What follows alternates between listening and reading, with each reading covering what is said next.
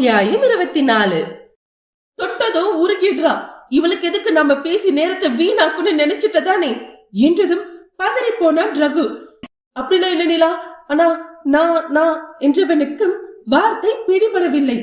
காதலை வார்த்தையால் சொல்லாமல் அன்பான செயல்களால் உணர்த்த முற்படாமல் மொத்தமாக கட்டிலில் மட்டும் காட்டினால் போதும், மனைவியை கொண்டாட இதுவும் ஒரு வழிதானே என்று அலட்சியமாக இருந்தவன் நினைப்பில் தீ வைத்திருந்தது நித்திலாவின் வார்த்தைகள். உனக்கு என்ன பிடிக்காம போனாலும் எனக்கு உன்னை பிடிச்ச காரணத்தினாலேயே உன்னையும் உன் குடும்பத்தையும் அனுசரிச்சுட்டு போயிட்டு இருக்கேன்.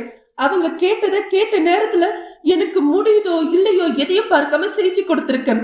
ஆனா யாருமே அதை ஒரு நிமிஷம் கூட யோசிச்சு பார்க்காம எனக்கு என்னென்னவோ பட்டம் கட்டிட்டாங்க. உன் குடும்பத்தால நான் சும்மா கொடுக்கற எதுக்குமே மதிப்பு இருக்காதுன்னு கத்துக்கிட்டேன். அதே போல இப்ப உன்கிட்ட என்னோட மனசு உணவு மட்டும் இல்ல, என் உடம்புக்கும் மதிப்பு இல்லாம போயிடுச்சு என்றதில் தடுமாறி நின்றான் ரகுவரன். உனக்கு பிடிச்ச எல்லாமே எனக்கு அத்துப்படி, ஆனா எனக்கு பிடிச்ச கலர் என்ன, பிடிச்ச சாப்பாடு, இடம், ட்ரெஸ் ஏதாவது தெரியுமா?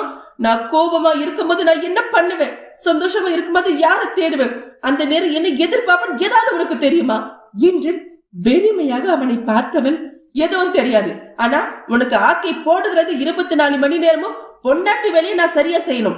அப்படி செஞ்சா நான் நல்லவர் இல்லையா? அந்த நேரம் கோபத்துல வாழ் என்ன வருதுன்னு கூட தெரியாம பேசுவீங்க, அப்படித்தானே? நான் ஒன்னும் ஜடம் இல்ல, உன்ன மாதிரியே நானும் உயிர் உணர்வு உள்ள மனுஷி.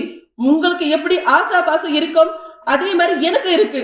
உங்களுக்கு எப்படி சில விஷயங்கள் பிடிக்காது, அதை எக்காரணம் கொண்டு யாருக்காவது செய்ய மாட்டீங்களோ அதே போல எனக்கு இருக்கு. என்னைக்காவது அதை தெரிஞ்சுக்க நினைச்சிருப்பீங்களா? எனக்கு பிடிச்சதை விடு, அட்லீஸ்ட் எனக்கு என்ன சாப்பாடு பிடிக்காதுன்னு உனக்கு தெரியுமா? நான் தெரியாம தான் கேக்குறேன். என் உடம்ப தெரிஞ்ச அளவுக்கு உங்களுக்கு என் மனசு தெரியுமா என்ற நித்திலாவின் பேச்சுகள் சத்தமின்றி ரகுவரனின் நெஞ்சில் கத்தியை இறுக்கியது. என்ன பேசுற நிலா என்று காற்றாகி போன குரலில் கேட்க, நிஜத்தை பேசுறேன், ஏன் சுடுதா என்றும் ஆவேசமாக ரகுவை பார்த்தவள், எல்லா பொண்ணுக்கும் கல்யாணம் பத்தின எத்தனையோ கனவு இருக்கும், எனக்கும் அப்படி நிறைய இருந்தது. அதுவும் மனசுக்கு பிடிச்சவனே துணையா கிடைக்கிறது ஒரு வரன்னு என்னோட படிச்ச பொண்ணுக்கு சொன்னப்போ எவ்வளவு பூரிச்சு போனு தெரியுமா? ஒருவேளை ரகுவரனை காதலிக்கவில்லை என்றால் வேல்முருகன் பார்த்த மாப்பிள்ளை யாராக இருந்தாலும் தன் மொத்த நேசத்தையும் அள்ளி கொடுத்தும் அவனுக்கு நல்ல மனைவியாக நித்திலா இருந்திருப்பாள் என்பதில் சந்தேகம் இல்லை. ஆனால் காதலித்தவனையே மணந்ததில் அவளிடம் அத்தனை பூரிப்பு, வாழ்க்கையை முழுமையடைந்ததை போல பெருமிதம். நான் அப்படி என்ன பெருசா ஆசைப்பட்டுட்டேன்? என் புருஷன் என்கிட்ட முகம் கொடுத்து பேசணும், சிரிக்கணும், என் கூட நேரம் செலவிடணும், இயல்பா பழகணும், சுக துக்கத்தை பகிர்ந்துக்கணும், என்ன சக மனுஷன் நடத்தணும், உனக்கான என்னோட மெனக்கடலை அங்கீகரிக்கணும், அவ்வளவுதானே? இதுக்கெல்லாம் பெருசா எவ்வளவு செலவாகிடும்? உன் கௌரவத்துக்காக லட்சக்கணக்கில் நகையை கூட வாங்கிட்டு வந்த நீ இதுல ஒன்றாவது எனக்கு கொடுத்திருப்பியா என்று சட்டையை பிடித்தவள் கதறலில் இந்த அளவு அவள் எதிர்பார்த்திருக்கிறாளாம் என்று ரகுவின் கண்களிலும் கண்ணீர் நிறைந்து விட்டது. பின்னே அவள் கொண்டது எல்லாம் சின்ன சின்ன ஆசைகளும் சாதாரண எதிர்பார்ப்புகள் தானே. தன் மனைவியின் புது பரிணாமத்தில் அதிர்ந்து போனவன் இன்று அவன் காணாத பல பக்கங்களை கண்ட அதிர்ச்சியில் இருந்து இன்னுமே மீள முடியாமல் நின்றிருந்தான். எனக்கு என்னை விட உன்னைத்தானே ரொம்ப பிடிக்கும். ஒவ்வொரு வருஷமும் உன்னை பாக்குறதுக்காகவே திருவிழா, பொங்கல், தாத்தா பாட்டி நினைவினாலும் எப்படா வரும் காத்திருப்பேன். உனக்கு பிடிச்சத உன் தங்கச்சி கிட்ட கேட்டு தெரிஞ்சுக்கிட்டு நீ கேட்காம சமைச்சு கொடுப்பேன். எங்க அம்மா உனக்கு பரிமாறும் போதெல்லாம் என்னையும் கூப்பிட மாட்டாங்களா எவ்வளவு எதிர்பார்ப்பேன்னு தெரியுமா? உனக்கு காப்பி டீ கொடுத்தா கூட சின்ன சிரிப்போட தேங்க்ஸ் சொல்லிட்டு எடுத்துப்பியே. அந்த அழகுக்காகவே எதுனாலும் செய்யலாம் நினைச்சவடா நானு. இந்த 12 வருஷம் அந்த சிரிப்புக்காக காத்திருக்கேன் தெரியுமா உனக்கு என்று கேட்க ரகுவரன் கலங்கி போனான். பாப்பாவுக்கும் அஷுவுக்கும் எவ்வளவு முடியாம போனாலும் உறுதியாவே சமாளிப்பேனே தவிர வேலையில இருக்க உனக்கு எந்த கஷ்டமும் நான் கொடுத்ததில்ல. குழந்தைங்க ஸ்கூலு, கிளாஸ், விளையாட போற இடத்துல மத்த பொண்ணுங்க அவங்க வீட்டுக்காரங்க பத்தி பேசுறத கேட்கும் போது ஏன் நம்ம புருஷன் ஒரு நாள் கூட இதை நமக்கு செய்யவே இல்லைன்னு தோணும். ஆனா உன்னோட வேலை அப்படி. எங்களுக்காக ஓடுற உன்னை அதையெல்லாம் கேட்டு கஷ்டப்படுத்தியதே இல்ல. எல்லாரும் ஒரே மாதிரி இருக்க மாட்டாங்க. உங்களுக்கு எங்க மேல பாசம் இருக்கு, ஆனா அதை வெளிக்காட்ட தெரியல நினைச்சு மனசை தேத்திட்டு போயிடுவேன். இவ்வளவு ஏன், என் அண்ணன் ரூபி எது பண்ணாலும் அவனுக்காக கூட இருப்பான். அவ பண்றது தப்பாவே இருந்தாலும் தப்புண்டாட்டு யாரும் ஒரு சொல்ல விட மாட்டான். தப்பு பண்ற அவனுக்கே அவன் புருஷன் துணை இருக்கிறப்போ உனக்கு உன் குடும்பத்துக்கு நல்லது மட்டும் நினைக்கிற என் கூட ஏடா நீ இல்லாம போன? அவ எனக்கு நல்ல அண்ணனா இல்லாம இருக்கலாம், ஆனா உன்னை கம்பேர் பண்ணும்போது பிறந்தவன் நல்ல புருஷன் என்று சொல்ல ரகுவரனின் முகம் சுண்டி விட்டது. உன்னோட வேலைக்கு கொடுத்த முக்கியத்தை விட எனக்கு கொடுக்கலையே, கல்யாணம்னா என்ன நினைச்ச என்று கேட்க அவன் கண்களில் மிரட்சி. காலையில 8 மணிக்கு ஆபீஸ் கிளம்பி போயிட்டு நைட் 9 மணிக்கு திரும்ப வந்து சாப்பிட்டு என்னோட கட்டில கட்டி புரண்டு உருள்றதுக்கு பேர் தான் கல்யாணமா என்று ஆவேசமாக கேட்க, நிலா இப்படியெல்லாம் நீ நினைச்சிருக்கன்னு எனக்கு தெரியாது என்று ரகுவரன் தவித்து போனான். தெரியாதா? கட்டிக்கிட்ட வந்த பொண்ணோட மனசுல என்ன இருக்கு, அவ ஆசை, அவளோட விருப்பம், எதிர்பார்ப்பு எதுவுமே தெரியாது, உனக்கெல்லாம் எதுக்கு கல்யாணம் என்றதில் பதிலளிக்க முடியாமல் தலை குனிந்தான் ரகுவரன்.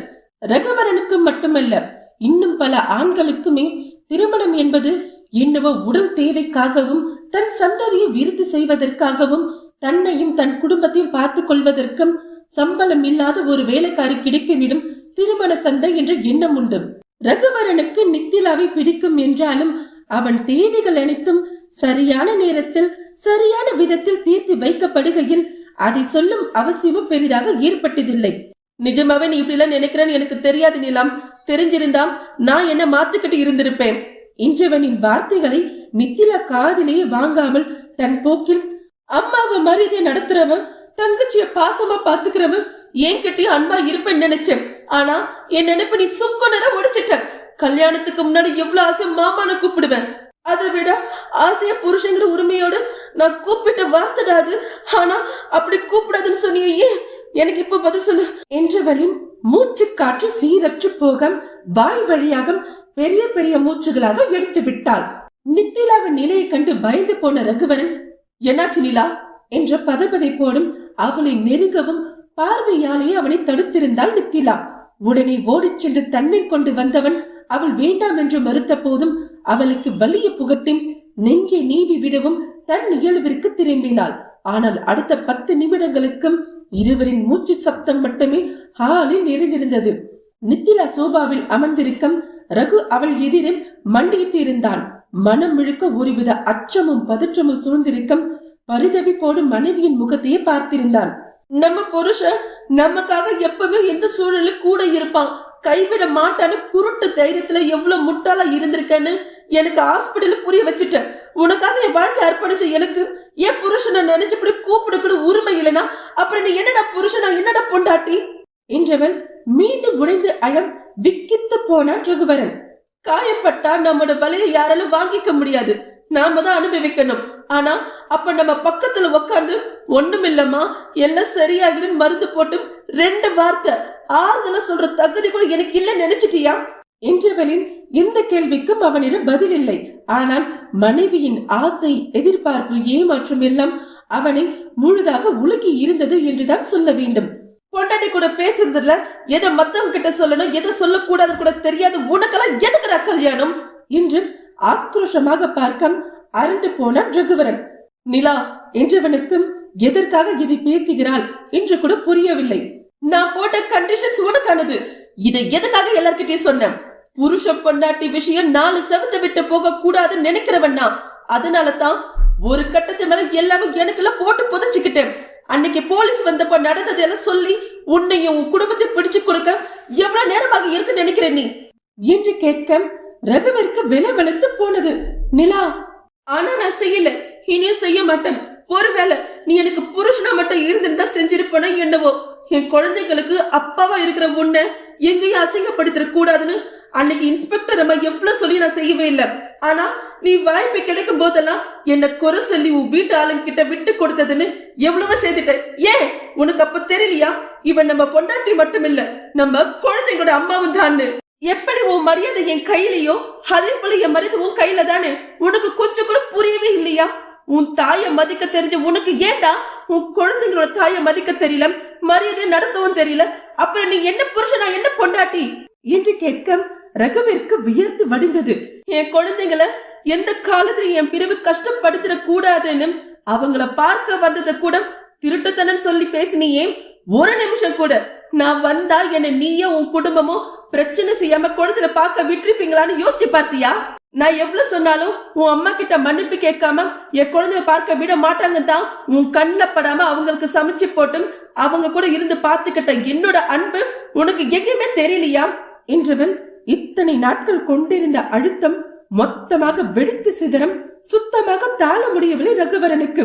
நிலா பிளீஸ் போதும், இதுக்கு மேல எதுவும் சொல்லாத என்று அவள் கைகளை பிடிக்க அதை உதறியவள், உன் மேல நான் வச்ச நேசத்தையும் புரிஞ்சுக்கல, நம்ம பசங்க மேல நான் வச்ச பாசத்தையும் புரிஞ்சுக்கல என்று தளர்ந்து அமர்ந்தவள், என் வாழ்க்கை எதை நோக்கி போயிட்டு எனக்கு சுத்தமா எனக்கு புரியல.